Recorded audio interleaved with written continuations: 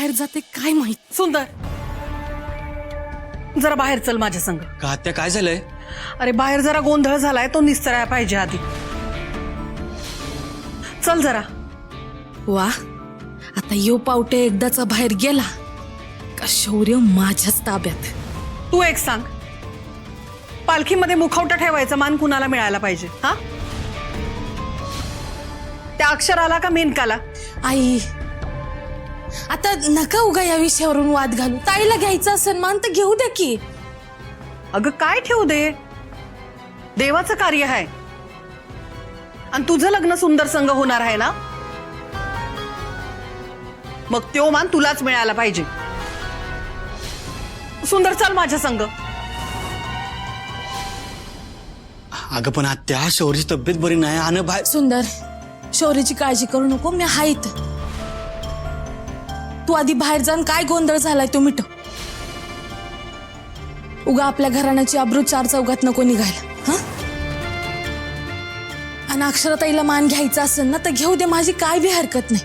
पण तू आधी बाहेर जाऊन काय ते सांग। हा, मी आहे इथं शौर्याची काळजी घ्यायला। मी आत्या आहे नव त्याची, मला त्याची काळजी असणार, मी घेते त्याची काळजी। तुझा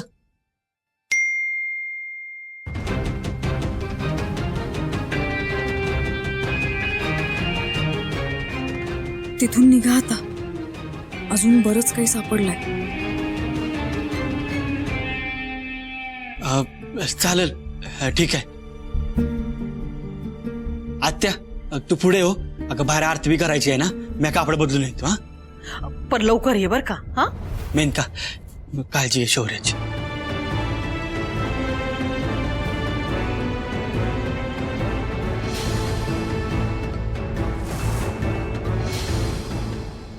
नाही नाही, यो मान अक्षराबाईंनाच मिळाला पाहिजे। अरे मी सांगतो ना, बोला ना तुम्ही।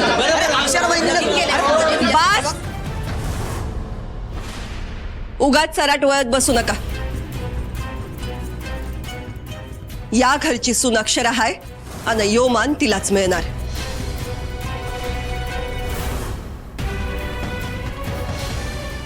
ताई, सगळी तयारी झाली आहे ना?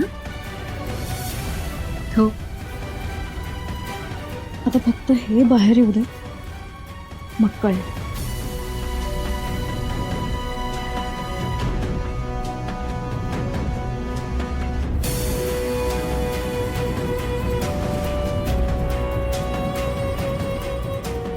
सुंदर, आता तूच सांग बरं, ही पूजा करण्याचा आणि देवीचा मुखवटा पालखीत ठेवण्याचा मान कुणाचा हाय?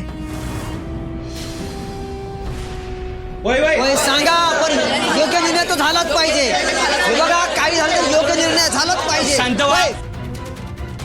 समद्यांनी शांत व्हा।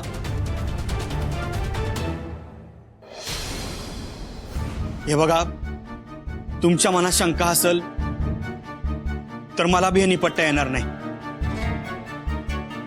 त्यामुळे जो काय निर्णय द्यायचा आहे तो देवी आईच देईल।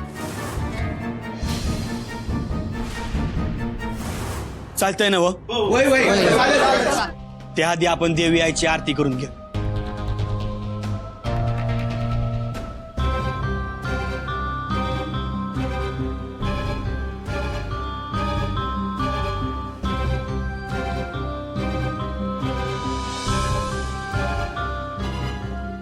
देवी आई, आता समजा तुझ्या हातात आहे, तूच सावरून घे।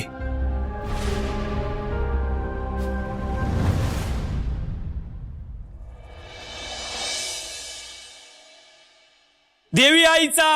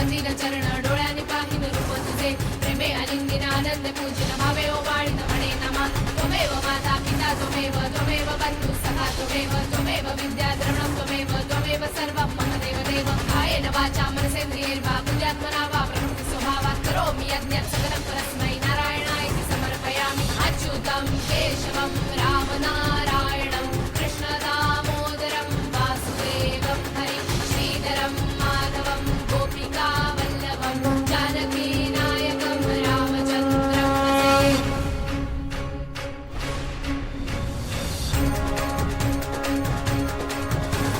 हरे राम राम राम हरे हरे हरे कृष्ण कृष्ण कृष्ण हरे हरे हरे राम राम हरे हरे हरे कृष्ण कृष्ण कृष्ण हरे हरे हरे राम राम हरे हरे हरे कृष्ण कृष्ण कृष्ण हरे हरे हरे राम राम हरे हरे हरे कृष्ण कृष्ण कृष्ण हरे हरे।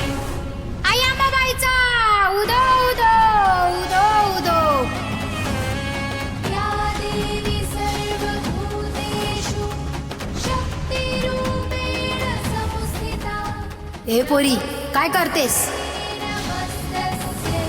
नमस्तस्यै नमो नमः।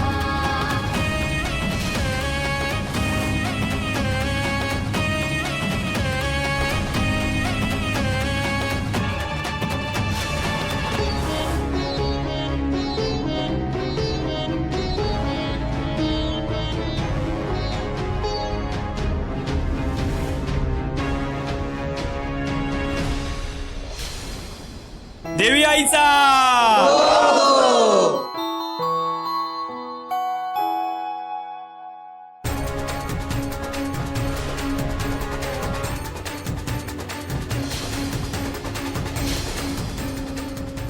शौर्याला जाग आली.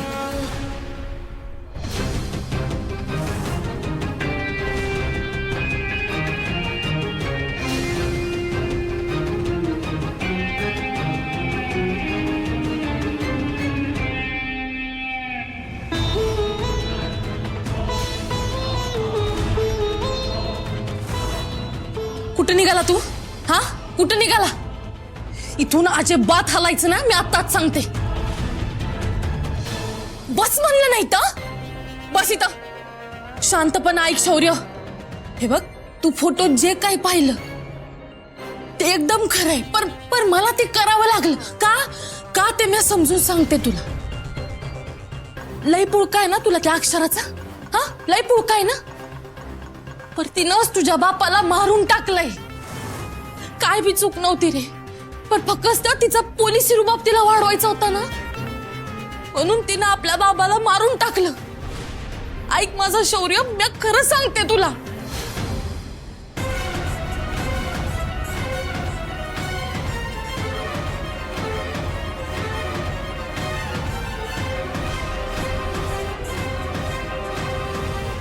बस इथं.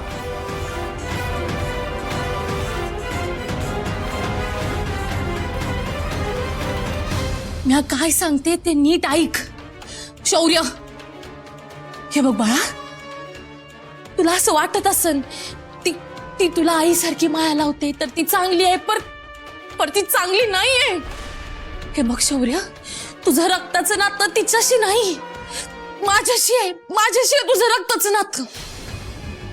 तुझ्या बापाच्या खुनाचा बदला घ्यायला मी या घरात आले. ते बी आपल्या रक्ताचंच नातं होतं ना. हे कसं विसरतो तू? हे बघ शौर्य, तुला कोणी आयुष्यभर पोसायला येणार नाहीये. कोणी नाही, आपलीच माणसं आपल्या कामाला येतात. कळतंय का तुला? हा, हे बघ, आता जे सांगते ते नीट ऐकायचं शौर्य. नाही ऐकायचंय? तुला जसं गायब केलं ना, तसं त्या अक्षराला सुद्धा गायब करीन मी. कळतंय तुला? मी लई डेंजर आहे. उगा माय डोसक्याची खिट्टी हलवू नकाच.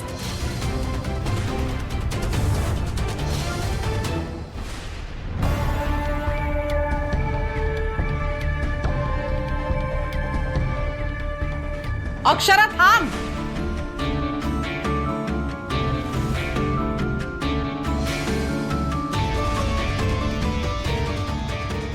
आता काय काम आहे ग तुझं इथं? पुन्हा मेनकावर उट्ट काढायला आलीस वय? मला सांग, तू तिची पाठ कधी सोडणार आहेस?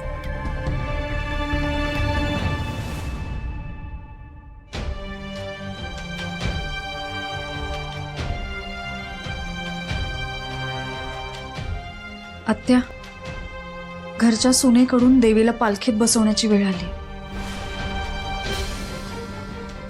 अच्छा, म्हणजे तू मान्य केलंयस मेनकाच या घरची सून आहे आणि तिचाच मान आहे. अक्षरा, खरंच आता तूच मनाचा मोठेपणा दाखवायला पाहिजे बघ. अगं, देवीचं कार्य आहे हे, आणि ते मेनकाच्या हातूनच झालं पाहिजे बघ. शौर्य अशा अवस्थेत असताना ती बाहेर येईल असं वाटत नाही मला. शौर्याला जाग आली. हा? हो आत्या, शौर्याला जाग आली. अगं, पण तुला कसं माहित? तू तर बाहेरच होती ना.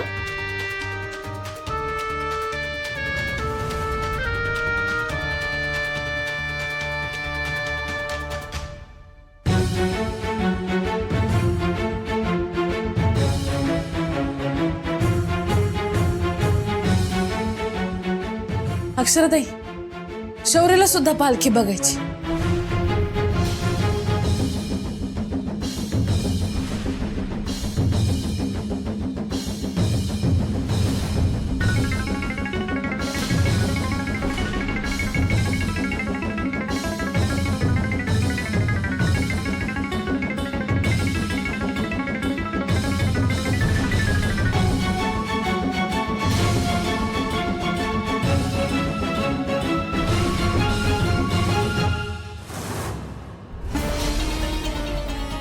काय वसुंधराताई, किती वेळ असं देवीला तात्काळ ठेवणार आहे? देवीचा मुखवटा पालखीत कोण ठेवणार? मेनका की अक्षरा? ठरवा की काय ते.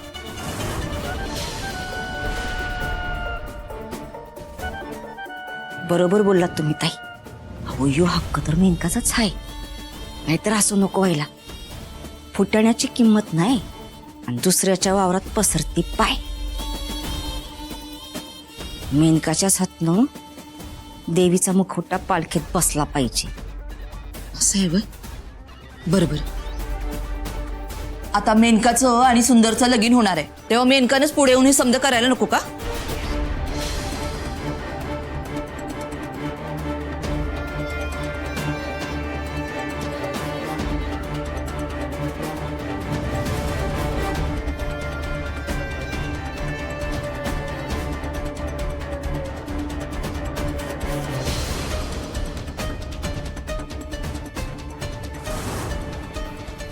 अक्षरा, तुझ्या हातानं देवी आईचा मुखवटा पालखीत ठेव. नाही, यो मान मेनकाचा आहे आणि तो तिलाच मिळणार.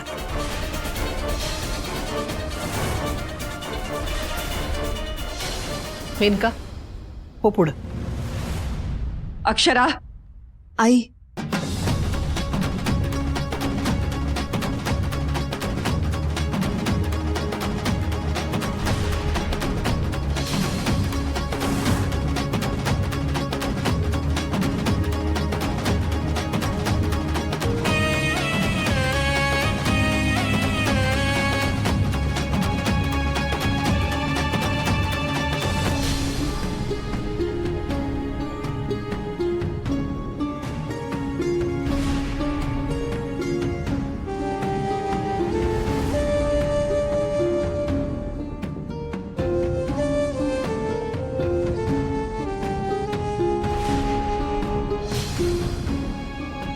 देवी आई, काय करू?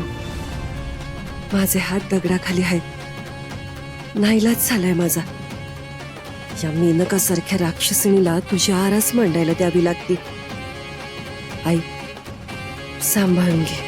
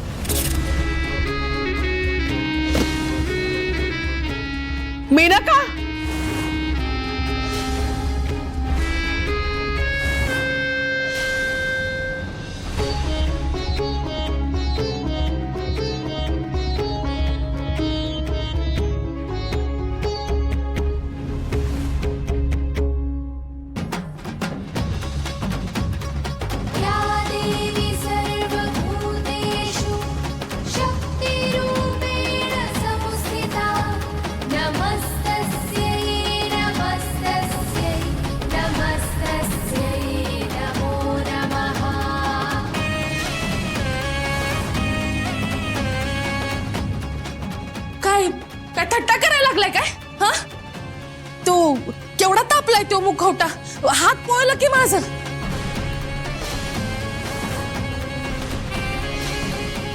काय असा कसा तापला? काय आखरीत आहे काय माहित. जागरूक देवी आहे, तिला पाहिजे तसंच करून घ्या ना. अरे वय ह्यो मुखवटा आता पालखीत ठेवायच लागेल नव, आणि त्यो भी सूर्यवंशीच्या सुनेनं. कसं होणार आता?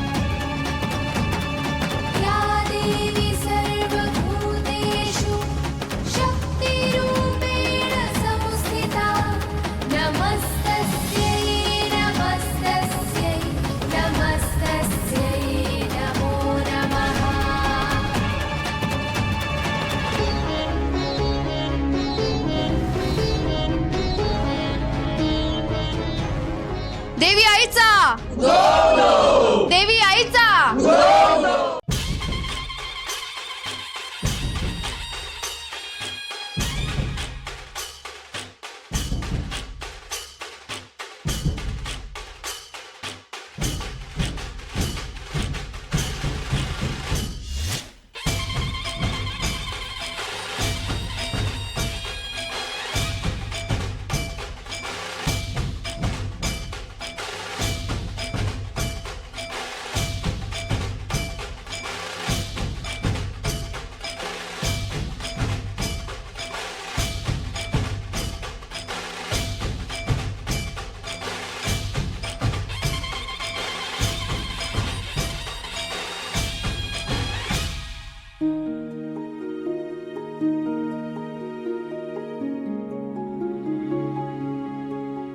इथं मोती खाल्लीस, शौरीला तरी नीट पढवलंयस का? सांगितलंय त्याला, तो नाही जाणार माझ्या विरोधात. ऐन वेळेला त्यांनी बोलणं फिरवलं तर? नाही फिरवणार. त्याला दमच असा भरलाय की साधी मान सुद्धा वर नाही करणार त्यो.